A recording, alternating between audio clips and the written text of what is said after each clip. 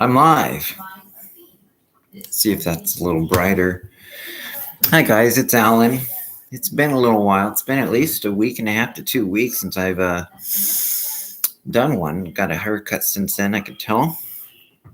Anyway, I was just looking at. I just wanted to catch up on some other TIs and stuff. Say howdy to them. Kind of wondering. Some of the other groups, I'm just very thankful for some that, like on the PACs, and I got to get more involved with the actual groups, TI groups. I'm just thankful because like PACs International and FFTI, Freedom for Target Individuals, Ella Free's group, and Dr. Matt. You know how thankful I am for them because I was literally in high school going to Bible college. And that's when it was like 1987. And I was starting to get those hits, what feels like a heart attack. And of course, I was only like 16 years old. But you don't know what to compare it to. You just know you're getting hit. And it feels like a heart attack. You double over in pain. And it's always the same area. And that's all you know. And then within a few minutes, you start alleviating, it feels better, but then it happens again a few hours later or the next day, and then it happens a couple days later again, and then it does this scenario for weeks and then months, and then you go to your doctor and they ask you, like in my case, I went to Ellendale, North Dakota. I was at Bible college. It's like, do you have problems with gas or do you have bowel movements? And I didn't even know what a bowel movement was. And then he just says, do you shit? And it's like, oh, no, I don't have any problems with that. But it's like he was thinking it was gas. And it's like everybody passes gas and farts, but that, you don't. And for me, I didn't know what it was. And of course, then you have to go to a specialist, and mine sent me to specialists in Portland and Salem and OHSU, Oregon Health Science University. And, and it's like, I just figured that nobody knew what it was. It's not a wrong or a crime if people or doctors don't know what's causing something. There's a lot of things out there and ailments and sicknesses that people aren't going to be able to guess what it is. And I just figured nobody knew what it was. And the strangest thing is that it wasn't until 2015, 2016 when they started doing the whole weird V2K thing, which is literally somebody piping in some sounds through the floor, the underneath floor, or making it sound like it's coming from next door, an apartment or a house. And they do it from that way. Somebody's piping it from underneath or near the furniture to make you think there's cameras or sound equipment or using different scalar waves or different types of waves. You just know somebody's messing with you. And in my case, they were doing that, and they were also making it sound like a camera clicking.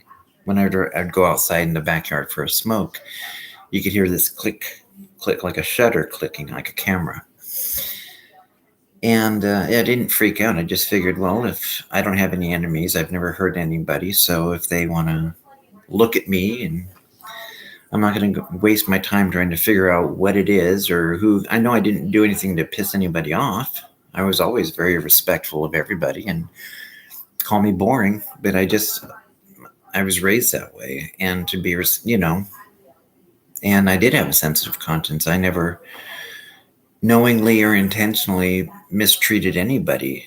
I can have an accident or something and regret it and try to make amends or something, but I didn't even have to do that much. I mean, I was always pretty respectful, even if it's patting myself on nobody likes hearing a person patting themselves on the back and saying no. But I always was sympathetic to people and making sure they were okay and trying not to be a dick to anybody. Anyway, so I could hear this shutter and clicking, and I figured, they're just going to take their time and do whatever and keep clicking, and they'll know that I'm not a threat or a problem, or I'm not hurting anybody, or but it just kept going and kept going.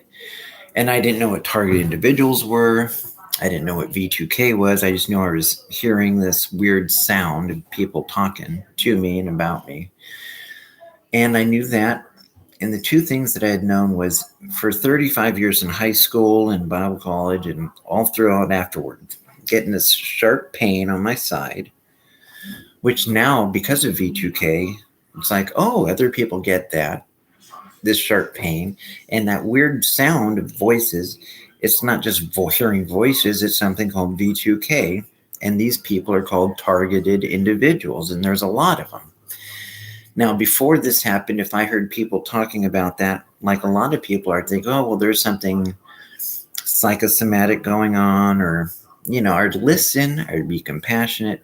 But in the back of my mind, I might be thinking, well, there's something psychological, or might need some antidepressants or antipsychotics, but then when it happens to you, then you're like, oh my God, those people talking that way about the government or about chips or here. And it's like literally saying that they aren't nuts. They're not crazy. It's just people. They were telling the truth, because it's when it happens to you, and not just one day, but they're not even pretending to be gods or spirits. They're just saying, well, Alan, what do we do now? I mean, it's just, they've been at it for so long, every day for days and weeks. And it's like, can you believe this guy? That's what, it's always a guy and a lady, and they take, I guess, shifts. Sometimes it's like a CD, it's repetitive. But it's like, and they're always trying, I'm guessing, but just what it sounds like to me. They can analyze my vitals. I don't know if it's an EEG, echo electrocardiogram, or whatever they want to call it. But it's like, because it's artificial telepathy and synthetic telepathy, whatever you want to call it, and V2K, they can hear or see, I guess, the readings of vital signs, your pulse, temperature, blood pressure, all that, to see if also there's waves in your EEG, to see if there's movements or emotions. Now, all those directed energy weapons hitting this direct area on my side, right here, right, always right there. And even then, I just gingerly touch it, because even the water from the shower head of it presses on it. You know what I mean? It just, but what it does is, once it keeps doing it, it literally feels like necrotic tissue, like deadened tissue. And I just figured, well, it's something that, it wasn't until with the V2K stuff that you realize, oh, people with V2K are called targeted individuals. And what's the other thing targeted individuals are known for? And it's very similar to, it's Havana syndrome, being hit with directed energy microwave weapons, directed energy weapons, like Havana syndrome, like the FBI, CIA. And that's what they've been doing to me for over 35 years. And that's why it was such an amazing thing to finally, as much as V2K and all the directed, to know what it is. Because for 35 years, every day, every hour, feeling that. And if you're religious or whatever, then you're like, God, what is this? What is this? So I can fix it. What is this? What can I fix it? What is this going on? And, you get medicine to help, but nobody tells you, and it's still there constantly. And nobody tells you. And then you find out in all those years, they weren't even trying to. They, I don't know if they weren't allowed to, because somebody signed a federal paycheck, or it's, national secrets, or NSA, this is top security, or, confidentiality. And that's what's happening with Havana syndrome. There's so many thousands, hundreds, if not thousands of people that are going through this, everyday people, that our government has to throw a smokescreen and blame it on another country. It's why they blame it on Havana, Cuba. They blame it on Russia because Russia and China did have their own. If you looked at the 60 Minutes thing, they had their own programs around the same time. 60 years of this stuff. Dr. Robert Duncan is one who worked on it. A lot of these different doctors, but you'd think that there'd be some kind of moral outrage. There'd be some whistleblowers or something. But when you think of the NSA, there's only two names or three names that come to mind, and that's Bradley Manning, Chelsea Manning, Edward Snowden. Those two are really ones that really wanted to protect the American people out of the 10,000 people that worked there. And I wonder why they picked Utah. They pick a very religious town that's known for loyal, conservative religious, pro-blue, pro-government, and of course they all get tons of money for being picked, that state, that city, that town. And it's not against Mormons, but there's 38 other states or locations that were trying to vie for that NSA building. But religious conservatives have a tendency to want to, of course, get that money. Liberals will too. But, even at the expense of protecting people's rights or snooping, it's almost like, well, what are they worried about snooping? Are they afraid what they're going to find? And it's like even if you're not doing anything wrong. The weird thing with synthetic telepathy, I have, it's going to be patting on myself on my back, but it's just, I have been nice and pretty good. I've never done anything that I knowingly would hurt anybody. And they still did it to me. But even with them looking at all my memories of anything I've ever done, or like even buying my dad marijuana when he had cancer, because I didn't want him, just not eating, and I'm not ashamed of it. I didn't do even things that, that if it was ever illegal, I even did things that I thought were good for the right reasons. I never did anything that I thought was for the reason of hurting somebody.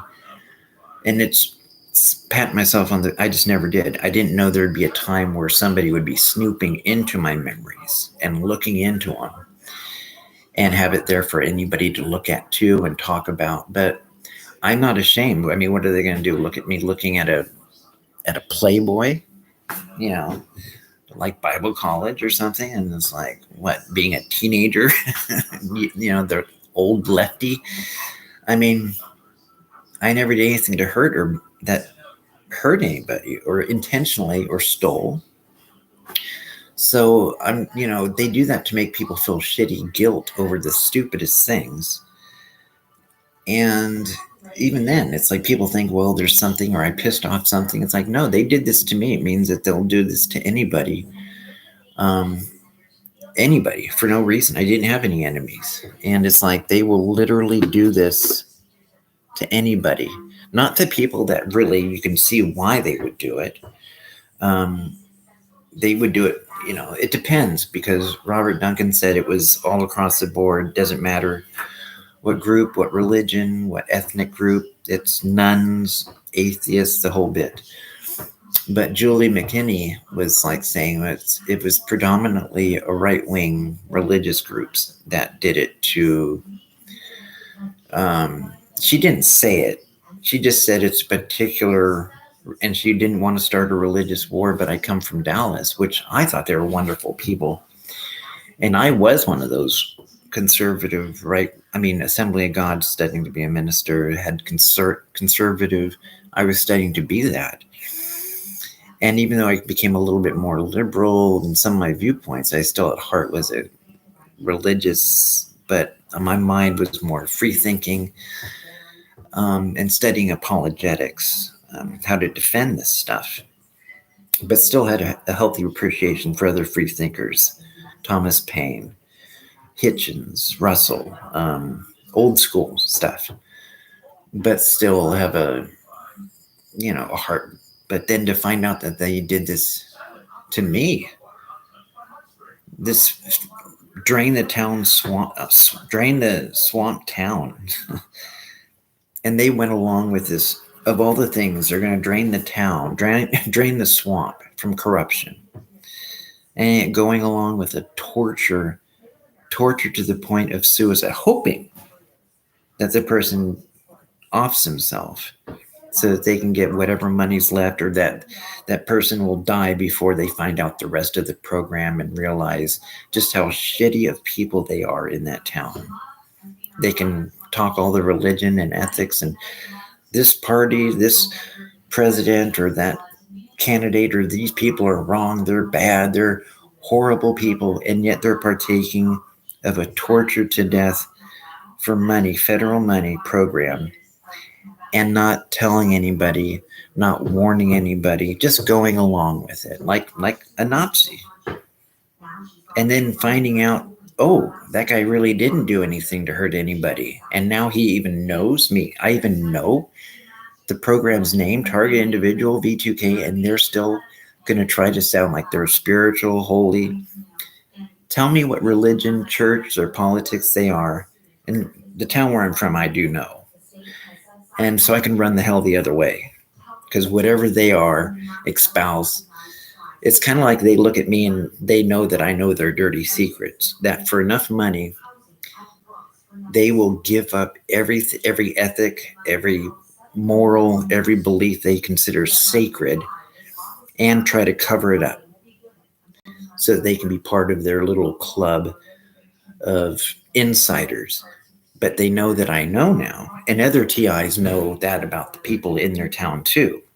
Whether big cities, I'm in Salem now, and they look at me like I'm the person that walked in on them screwing children or something, like I caught him.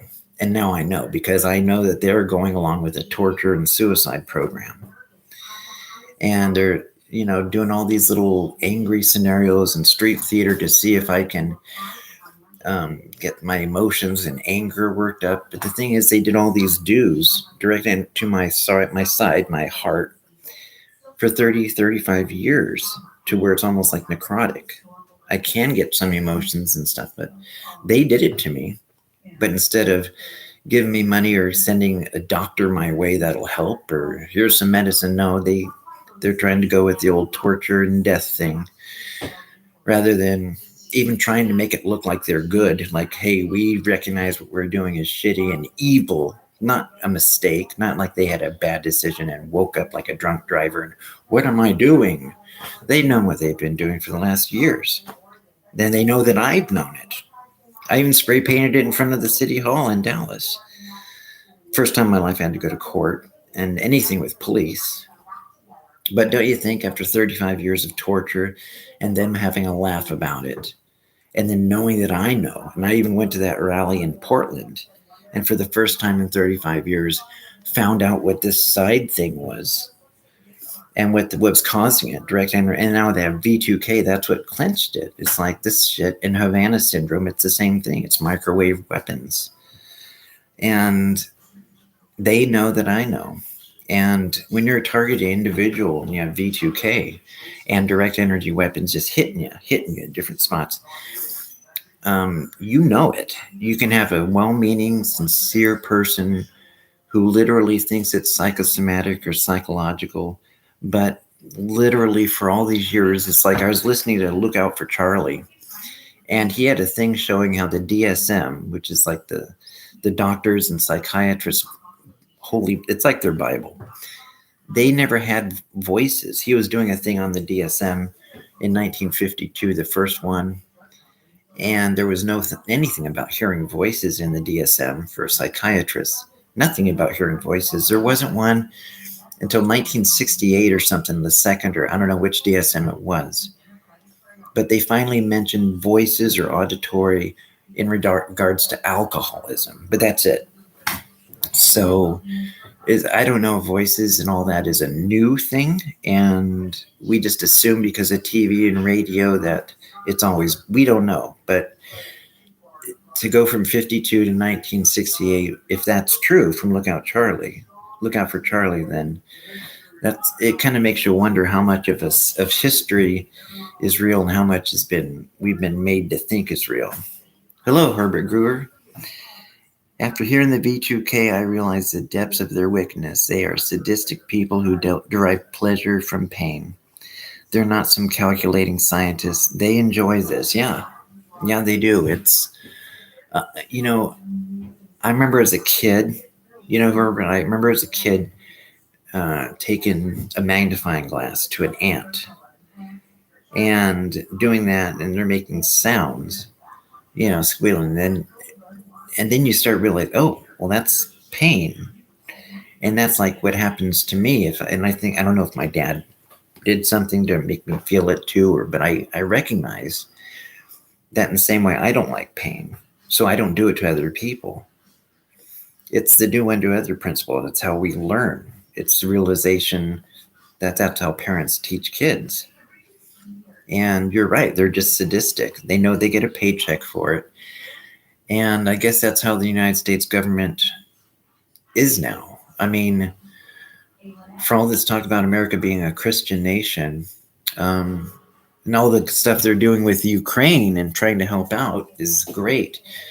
But the news, CNN, Fox News, they're totally not talking, never have talked about the United States helping Saudi Arabia, the people who did 9/11 with the U.S., did that to Yemen, a genocide to the people of Yemen. And now we're their buddies, ever since the United States helping out. I mean, Biden pulled him a year ago, the U.S. troops, but I mean, trying to annihilate Yemen, helping out Saudi Arabia, the people behind 15 of the 19 hijackers.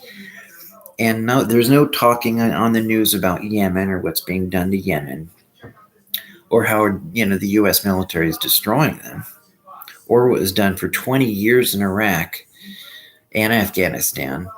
We instantly, within a year, have to jump into some other war. Now, helping those people, wonderful, but it's like they didn't talk about Yemen in all those years, or weapons of mass destruction. It's like the United States, its military, its funding for military, and the idea of making that they made a brand new, gross, worse illness like coronavirus that didn't exist. It'd be like somebody saying, let's make a new type of cancer that doesn't exist, a super cancer, and then make a new vaccine for it. One that doesn't exist. It's so horrible. And then make a vaccine for it. Let's use taxpayer money for that. Everybody would say, lock that person up. That's why Obama, to his credit, said, no, don't do that. That's evil. And then Fauci and Collins and EcoHealth did it anyway. So that's our government. I don't know what your beliefs are, but in Revelation 9, God says, torturing locusts, demons torture them for 5 months instead of repenting. They blaspheme God and try unsuccessfully to kill them. Yeah, they are. It's just weird because our military, I'm sure a lot of it is just they just have to obey orders like the people and the Nazis would say, but it's like if one military Marine says they're not even going to get a vaccine, they get kicked out of the military. It's just like, it's like Rumsfeld. I mean, it's just horrendous. So that's what I studied in college. I studied to be a Pentecostal minister. So I understand parts of Revelation. Revelation is such a eschatology, such a weird last day book on last day prophecy and all that stuff. I can get lost in a second, but I do hope they get what's coming to them. And I hope it's the researchers. It's a weird thing. I'm very thankful for doctors that have helped me, at least with pain and all that. But anybody that actually went, and I don't know who it is, and I don't want to slander, but so I just say doctors. It could have been one person that, in Salem or Portland OHSU or Bend, but I just don't want to slander because I don't know which ones. But it's like I also, it's like they knew about it. Some helped me with pain meds, but they also how about not putting me in a pain program in the first place, making me pay for pain meds, which I wouldn't have needed if somebody didn't put me in a military National Institutes of Health guinea pig program to be used as a pain torture guinea pig, then I wouldn't have needed to see those doctors. I wouldn't have needed to see these specialists, move out of my house twice, go to Mexico, all because of being in pain and needing medication. I mean, they mess up people's lives totally, their entire life. And even people of a small religious town, people just go along with it. It's amazing. Yeah, some doctors do. And I'd say that I was more thankful for the ones that I had. My top 3 or 5 people that I've ever met in my life, because all I knew was I was in pain. And they did what they're supposed to do, send me to a specialist. And the specialist gave me medicine for it. And that's the only thing. It was always this side thing. I never had other issues. So I was very thankful, but it's just, you don't know which ones. Or when I broke my arm and separated my shoulder in high school, they, fixed my arm and my shoulder. It could have been them that they put something in, implanted some weird device or something. Implant is a word that scares people, but it's just pacemakers or implants. Knee, those things that help knees are implants. So implants is just any kind of device that they use for medical reasons. So it's not the crazy talk like it used to be made sound, like a pacemaker is an implant. So, but at the same time, it's kind of like, what, don't they make enough money already? I was studying to be a minister, but I went 3 years, and I can hear them V2K right now. It's like, nope, no change. Like as if they're looking at my vitals, and it's not moving up and down, getting excited, no fluctuation, which is evidently but that's what it does when they have this, and they shoot whatever wirelessly, who knows, in the noggin to get that V2K there, to see what kind of, whether emotional ups and downs, or all I know is they definitely did that to this, my side, my heart.